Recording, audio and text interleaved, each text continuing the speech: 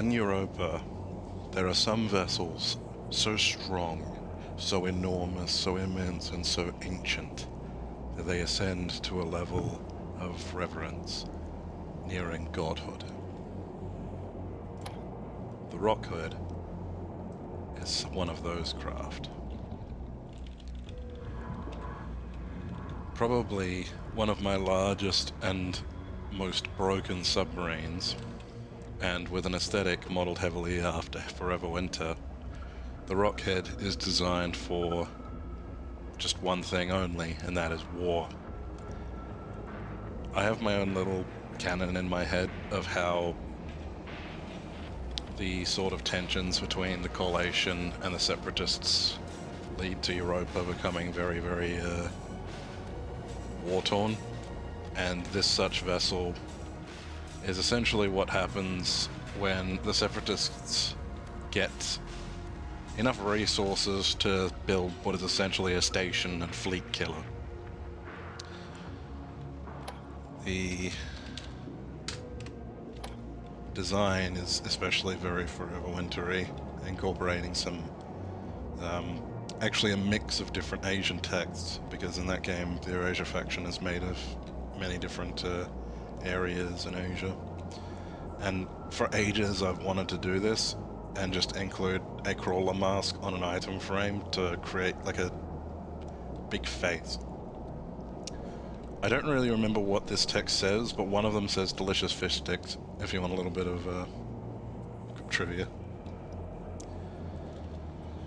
So I think we'll go through it room by room now that we've had a bit of a pan of the entire thing, and I can talk to you a little bit about it.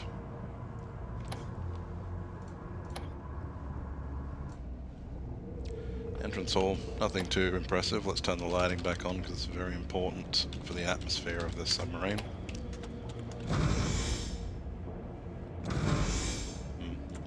That's probably the motion sensor tripping, even though the lockdown is off. So if you lock down the helm, it closes both windows, which also armors them, stops them from leaking if the windows are cracked, and it locks down the helms up here as well. So it's impossible to enter or exit the submarine. Very useful if you've pissed off security and want to keep them from invading your ship and tying everyone up. It also features security cameras to check on different rooms of the submarine. Another big theme in Forever Winter is the sort of omnipresence of AI and surveillance. So this seemed pretty fitting. Just about every major room has a camera in it. I'm going to link this periscope to something one day, but at the moment it's just there for aesthetics. I had a plan, I don't remember what it was. Sorry, that was like 3 months ago. Yeah, wonder what Cerberus is. I'm going to show you now, rather than making you wait. So to do this, first thing I'm going to do is go through past the Honk Mother Shrine. All the flyers and things everywhere. That's inspired directly by the Rat King's Shrine from the game. All these tallies showing kills, I think, is nice and grimdark for the main gunnery. This is where you can control the weapons batteries. And right here at the front is...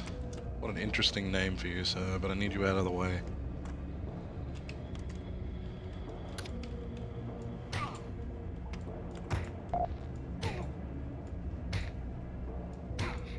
I expected him to run the second I started beating him. This is kind of... Oh. You know what, fine. So, up here is the sort of shrine slash firing control for the main cannon of the submarine, the Cerberus. But as you can see, I don't know if you can hear me clicking, it's not shooting at the moment because the first thing that needs to be done is it needs to be loaded, which we can do by going straight down here to the main chamber. This is the entire gun. I'm quite happy with it. The design took a bit to work out. So here's the loader, which at the moment is loaded with canister shells. probably the cheapest way to use the Cerberus, and maybe the most effective for dealing with the general threats of Europa. If I just go back to the captain now and authorize it, we get an alarm up here, and you see these red lights are basically saying, hey, get the hell out of this room. Because this weapon is so immense and so powerful that when it fires, the static build-up completely electrifies this room. And I really like the idea of a room on a submarine being hazardous to be in while certain operations are ongoing. It also changes the lighting in here. Basically, if this thing is primed and ready to go, everyone on the sub should know. Because with canister shells, I don't know how well this is going to pick up on YouTube's compression. It might be difficult to see the projectiles if I don't zoom in a bit, maybe. It will fire a literal wave of shrapnel. And if we go back to yeah, she got blasted out of the room, which seems to happen pretty frequently. And, you know, burns aren't too bad, but at the wrong moment, that could be quite dire.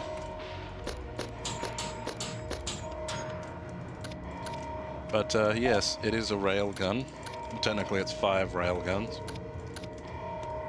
And that means that you can load it with railgun shells, modded railgun shells, canister shells, nukes.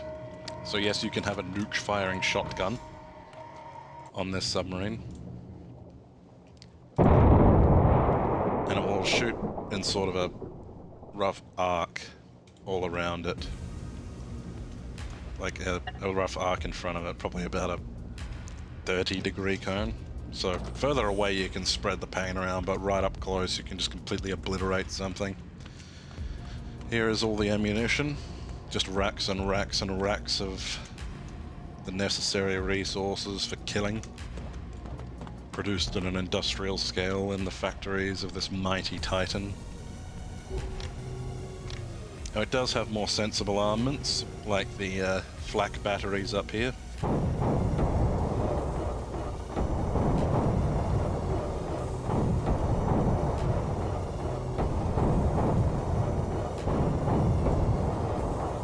Isn't that nice? I don't know how well you can hear it over the background music. That's from a sound mod that makes the flak shells have a clicking reload sound between shots.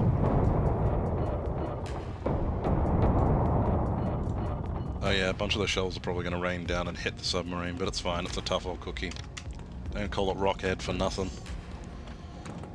By default, they've repaired it already because the bots in this game are okay at taking care of a submarine if you set up their waypoints and such correctly.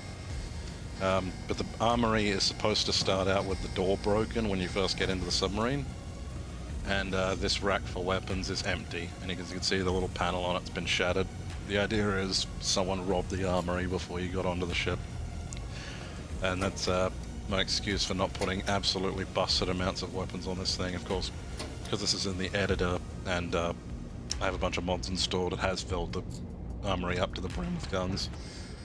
But I've always liked the idea of just having a rack full of guns ever since seeing it in Halo Combat Evolved. Those big racks of guns. Very pleasant.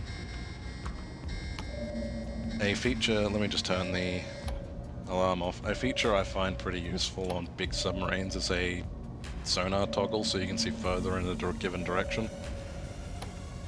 This means the captain can look forward further, but a bit of a blind spot behind, or vice versa. Useful for trying to scan minerals as well, which since this is a OP submarine I've designed for fun. Furthermore, it has a mineral scanner despite being a combat sub. If you don't like that, I'm sorry. Another thing you'll notice is the thing is very slow to get moving. Naturally this thing probably weighs, I don't know, somewhere close to the reserve of metal that a small nation has in the modern day. So very slow to get moving, but it does have afterburners, which suck a ton of energy from the submarine's reactor and through the supercapacitors attached to them to give you a bit of a boost in momentum. It slows and stops very slowly as well though, so you want to be careful of that. Though the Rockhead's head is completely immune to damage, which is one of the reasons why it's got that name. So you can smash through ice spikes, run headlong into aliens, try to smash them against the wall, which does kill them. It's very hard to do in this game, but you can grind aliens against the walls of the cave to kill them. Very satisfying. And yeah, here is one of the, I think, 4 airlocks to get outside. With a submarine this large, you can imagine it's necessary to get out from many different angles. There's a little preview for some of the defenses.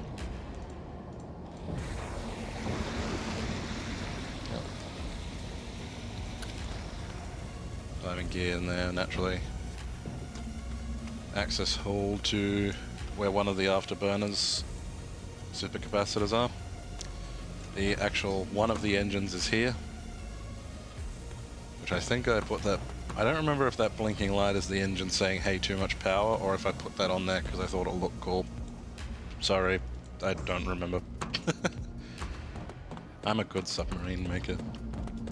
So another thing I've added is there are these little gun ports with what start out with coil guns. Originally I did chain guns, but the AI just, I don't know what's wrong with the bots in this game. They can't use chain guns properly. They keep spinning them up and then letting them go even when enemies are in front of them. But yeah, so front and back have these little single ladders leading back and forth between 2 of the gun turrets to cover the front and back. The main armaments are obviously the flak batteries though, and then the Cerberus cannon on the front if you want to get ridiculous. I'm sure someone will fix this light in this hallway eventually. The sacrifices we make for the sake of atmosphere in it. There are 4 of these ballasts on the submarine. The 2 at the back are much bigger because it looked more balanced for the shape. You can see they're quite large and a bit grimy inside. We really ought to get an assistant in there with a sponge. Same up here, that's another one. So the reactor is absolutely enormous. And the reason for that is that another big theme in Forever Winter is, I think it's called agoraphobia, where it's like the fear of large man-made structures. So each of the junction boxes for the submarine essentially has its own little platform here that you can run back and forth to when it's time to repair them. And the reactor itself is contained in a big glass thing. And even idly, this thing devours fuel. It devours fuel, it devours ammunition. If there was one weakness for this monster of a submarine, it is a resource hog. Which makes sense given, you know, sort of vibe we're going for. This room is irradiated, so I'm not going to stay in here too long. This is where the fuel rods are, and the main junction to that relays power to the rest of the submarine, this junction box. But the reactor itself is accessed from up here, so you only need to irradiate yourself briefly. But, you know, a good engineer should be wearing a suit anyway, so you'll be fine. Also, the sort of worship of weapons of war and occultism is a big theme in Forever Winter too. So I put all this text all over the inside of the reactor room as though, you know, the crew like actively worship and, you know, show devotion to the machine that keeps the submarine running. As well as the Honk Mother Shrine with what looks like a memorial in front of it. Now, what's left? We'll go forwards from here, because I think I know what I want to end on. Here's the crew quarters. The max crew on a submarine is 16, and I don't imagine more than half the crew is ever allowed to sleep at a time. So, there we go, got the bunks. The base game bunk beds don't let you sleep on both bunks. I have to hide a prison bed inside it to let you sleep on both bunks. I think that's silly, but whatever. These lockers are the same as the ones on the Hammer. Slightly different textures and a little more grunge on some. Bathrooms, often neglected on a submarine. I guess that's because if you ever read the Europa, the little textbook thingy that comes with the game, they detail that the crew just uses the ballast, which is frankly disgusting. There's a memorial here. It did say lest we forget, but someone's rubbed out lest. And they appear to have shot the memorial up and broken the glass and probably split their knuckle on. I wonder why. Oh.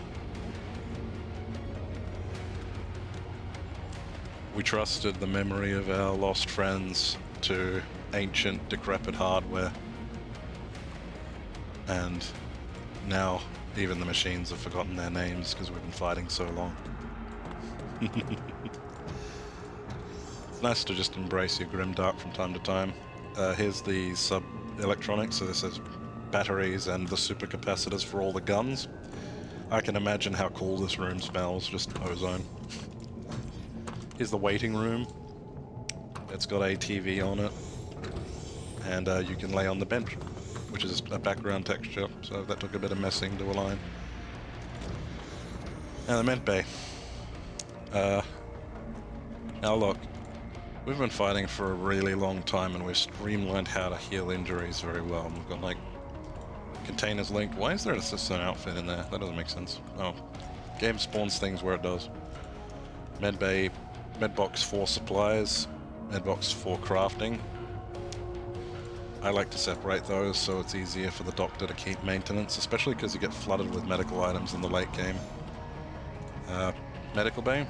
If the doctor's predisposed or your injuries aren't bad enough, just let the automated machine perform surgery on you. Don't worry, the AI knows what it's doing. I promise. So just climb in the booth. And if any of all that fails, we've got the morgue back here, which has these little compartments. Ooh. For, you know, you can probably store, like, lost ID cards or, you know, any supplies, hide shit in here. Oh, look. Easter egg. This room doesn't contain an oxygen generator because I wanted to try and simulate the fact that if you stayed in here, you'd freeze to death.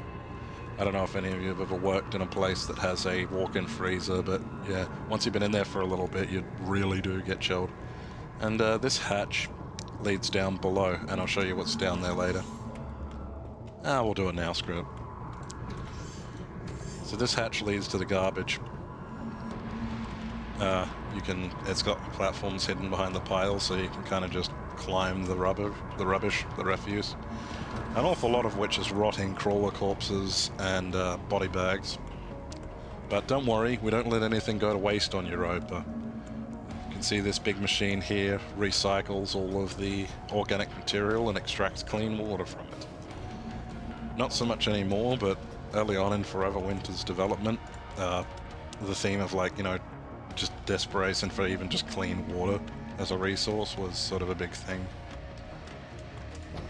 And speaking of Forever Winter, here's a direct reference to the game. This is Lordos, where there's hanging blood packs hanging from the ceiling. These water containers. This room's basically entirely for flavor. And obviously we have infinite days of water because we're on a fucking submarine. But that's also kind of a jab at the games because now water barely matters. It's more about collecting the parts for fucking fast travel drones. I'm not here to complain about Forever Winter, I'm here to talk about my submarine. So here's the engineering bay. It's got a little pad connected to a container, and then it's got two storage. Deconstructor up here. This isn't actually the deconstructor, it's just linked to the deconstructor down there. Because that's the actual deconstructor, obviously. So you can pull things back and forth between the actual recycling plant and the fabs, but yeah. It's just more pragmatic to have the recycling be in the fab room, because otherwise the mechanic would have to run back and forth. That was a decision I made early on. Spare railgun ammo is stored in this little compartment, for lack of a better place. That's for, obviously, the Cerberus cannon. Do you like ballast tanks you go in sideways? Because I do. So the front ballasts are a bit smaller. Don't worry though, the maneuverability of the submarine's done just fine. Actually, don't miss the ladder and break your legs. If we're playing Neurotrauma right now, my legs would have snapped off. There's the last ballast tank down there. And now we're back in the cannon room, the Cerberus chamber, which is nice and calm without it active. These are the other airlocks, which obviously link to the front turrets. I've actually really enjoyed messing with the lighting colors, because if you make it red, the light itself is basically invisible, but anything that gets caught in it glows bright red, right? So while you're waving this around, if there are monsters in the water, they fucking glow red. So maybe that could sort of simulate that you're using a, like, you know, like a targeting computer or something. I have, you can actually tint the screen while you're using these turrets, and I've even tried using a security camera's interface to give it like a static effect, which I thought looked cool, but it's just too hard to see what the fuck you're shooting at, so I decided not to do it. Maybe on another challenge submarine like the Hagfish. So, these airlocks are linked to the inside of the big cage you've no doubt seen on the front of the submarine. So this is actually impassable, but it's very durable, but it's not invulnerable. The idea is you have like a layer of armor before you get to the submarine hull proper. I think the first time I saw that on a workshop submarine was one called the Bricksburg, which is rather famous. And it might not make that much sense, but I like the aesthetic of soldier graves, so these helmets on harpoon guns. Sort of just dug straight into the muck, clinging to the submarine, like we're carrying a like a war front with us. The war is always with us, my friends. And of course, we do have one moody clown mask from one very noble clown who gave his life in service.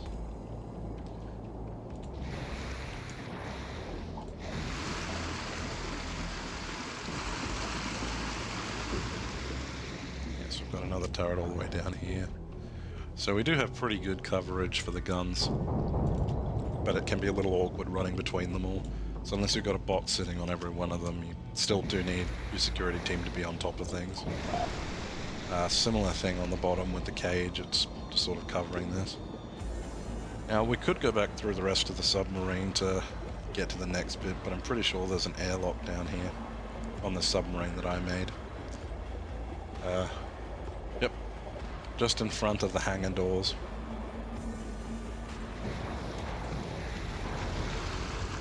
Yep. And this has brought us up directly below the reactor. The second engine is all the way down here in this chamber, so the submarine does need two large engines to run, and even then I think I had to buff their power to actually move this thing because it's so big.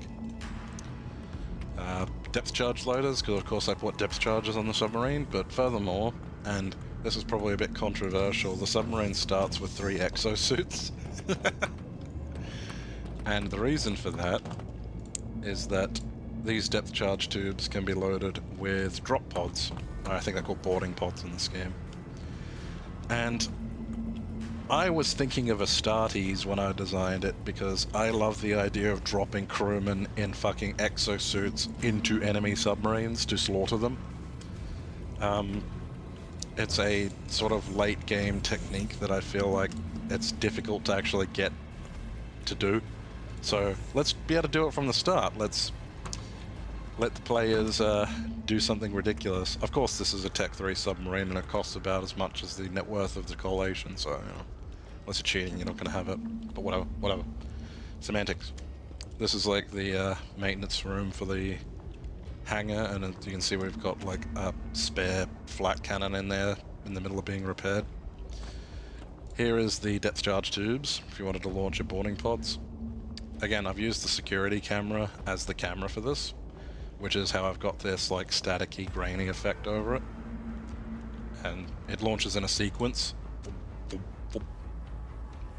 And that's to keep boarding pods or depth charges from blowing each other up midway through the thing, because if they launch all at once, the boarding pods clip into each other and it just explode, and then all that does is just throw someone out into the ocean with a bunch of lacerations. It's not very useful. We are near the final few touches of this submarine that I have to show you. So this is the mission control for the Hunter Killer, which is the dropship this submarine has. Because yes, it's so large it needs its little dropship shuttle thing. You can override the controls from here by pushing this button, which means this submarine loses control over itself, but you gain control of it from this. That's if, you know, for whatever reason you need to automatically bring the submarines, the shuttle back to the submarine. Or, you know, maybe you could even be flying it while the crew on board are manning the gun. Or, well, we'll talk about why the ship might end up empty in about 5 minutes when I get to it. So you can see the power supply for the hunter killer. You can also see whether or not the shuttle bay doors are open. So now they are. The submarine can actually leave the ship now because the doors are open for the hangar. Duh. These doors are slightly awkward. I find that... oh no. Why is it damaged? That might be because... I took it for a spin before I started recording, and then...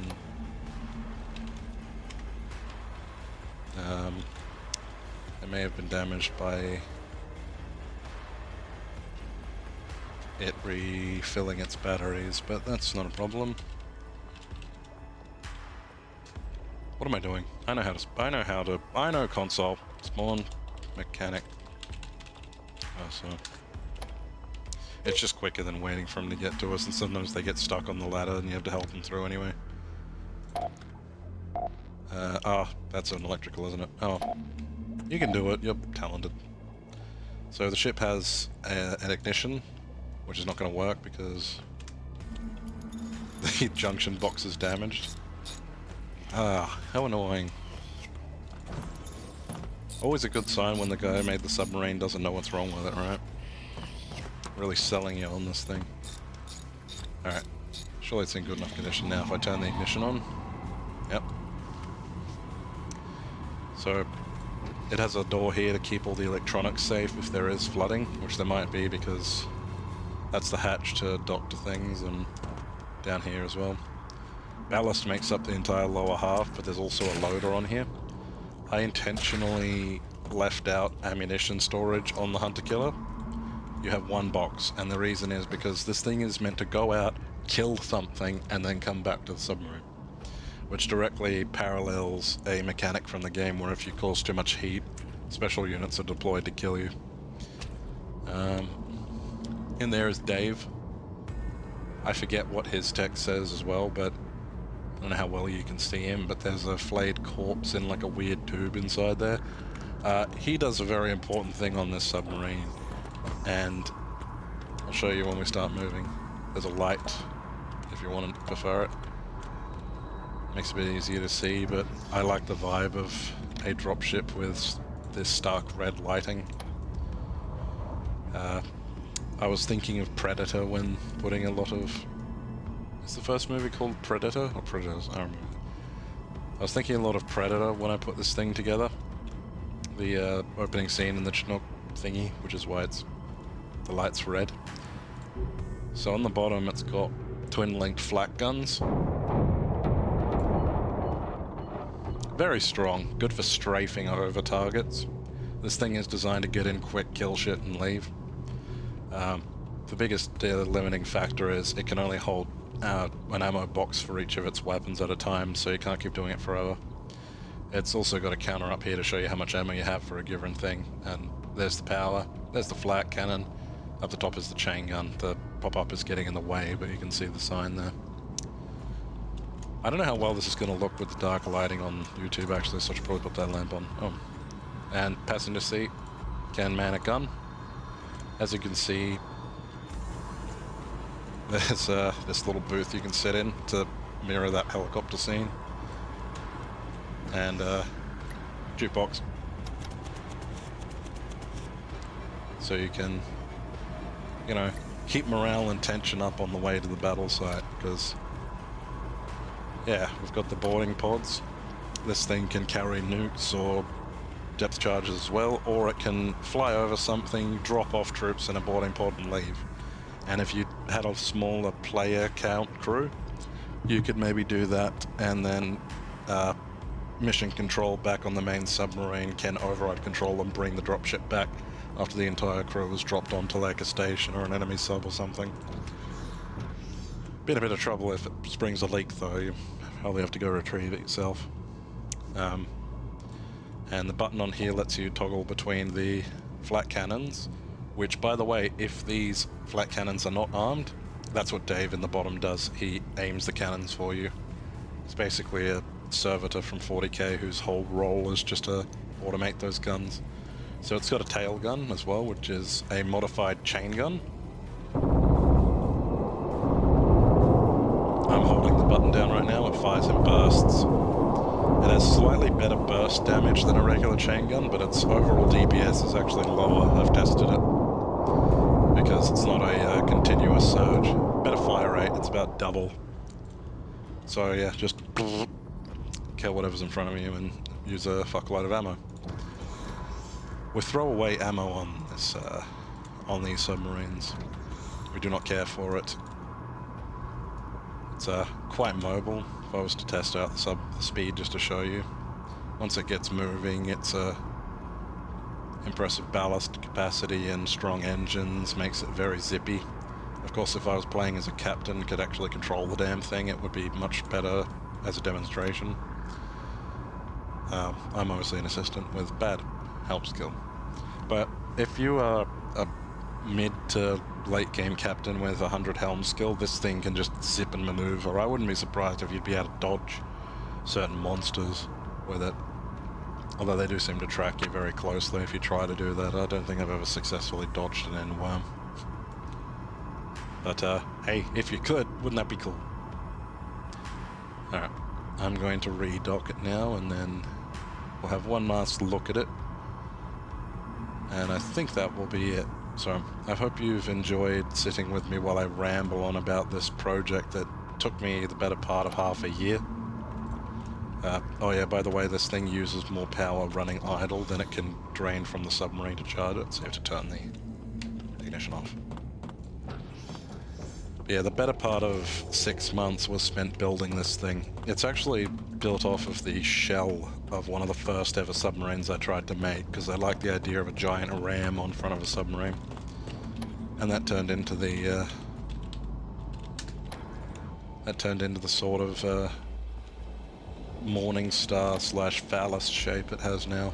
So yeah, I really should double check what this text means. I know it's nothing inappropriate.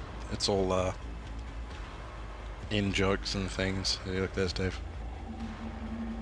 That says lithium angels. I remember that. That's a reference to some textures that are in Forever Winter that, as of this moment, we don't know what they're for, I think. I think it's tied to the helicopters Eurasia uses, but you know. Different topic, different time. Yeah. I hope you enjoyed the showcase of, personally, the submarine I am most proud of, aesthetic-wise, function-wise, etc. And, well, I will see you in the next one, because I plan on making subs and for a very long time. I feel like I make more subs than I do actually play the damn game at this point. Not counting the testing process. Hopefully one day I can make a big community of crazy people who like this game, and then I can have a crew and record streams and shit. Anyway, people don't like videos about updates and stuff, so that's my cue to shut the hell up. Thank you again for watching, and I will see you next time.